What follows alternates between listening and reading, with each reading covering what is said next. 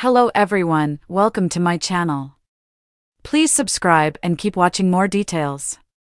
The Curse of Oak Island, an ancient tunnel, a turning roadway, and a cannon all deep in the mystery. This week on The Curse of Oak Island, the team continues to follow a 17th century tunnel towards the money pit and learn that the stone roadway appears to be heading in the same direction. Unfortunately, it was more questions than answers again on this week's episode. At one point, Marty Lagina begged, "Please, no more questions." However, it does feel like Charles Barkhouse and Terry Matheson are making quiet progress in their search for the money pit. They're almost 100% sure the borehole drilling has uncovered a tunnel at the 86 to 87 foot mark. The guys have now hit wood 6 times in a row, so they're simply going to follow the line to see where it leads.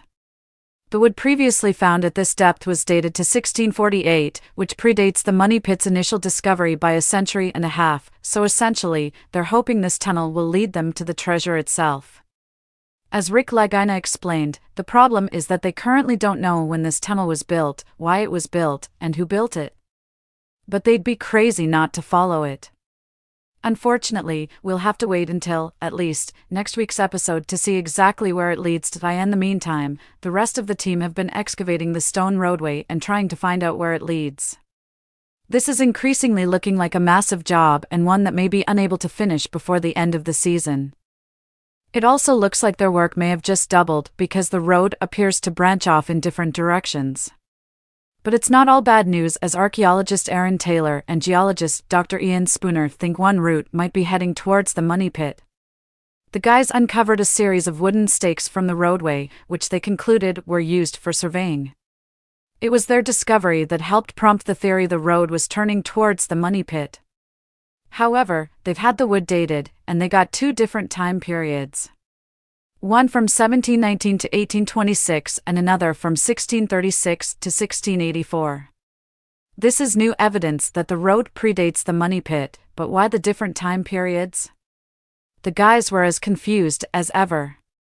Meanwhile, metal detectorist Gary Drayton uncovered 3 large pieces of iron that left the Englishman stumped.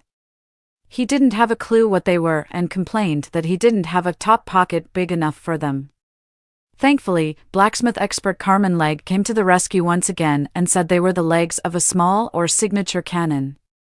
It was of English origin and dated from the early 1700s, 1710 or 1720 thereabouts, said Carmen.